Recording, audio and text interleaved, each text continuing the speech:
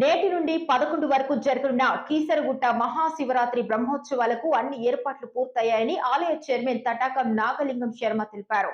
సామాన్య భక్తుల సైతం సులువుగా దర్శించుకోవటానికి అన్ని ఏర్పాట్లు పూర్తి చేశామన్నారు. గుట్టకు తరలి వచ్చే భక్తులకు ఎలాంటి ఇబ్బందులు తలెత్తకుండా అన్ని సౌకర్యాలు కల్పిస్తున్నామని అన్నారు.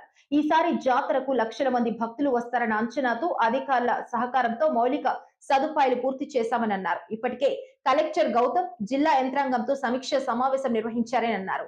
గర్భాలయంలో కొలువైన స్వామివారిని ఒకేసారి నలుగురు దర్శించుకునేలా ఏర్పాటు చేశామని అన్నారు. విఐపీలకు ప్రత్యేక క్యూ లైన్ ఉంటుందని అన్నారు. అభిషేకం టికెట్లు ఉన్నాయని అన్నారు. ప్రసాదం కొరత రాకుండా ప్రత్యేక చర్యలు తీసుకుంటామని అన్నారు.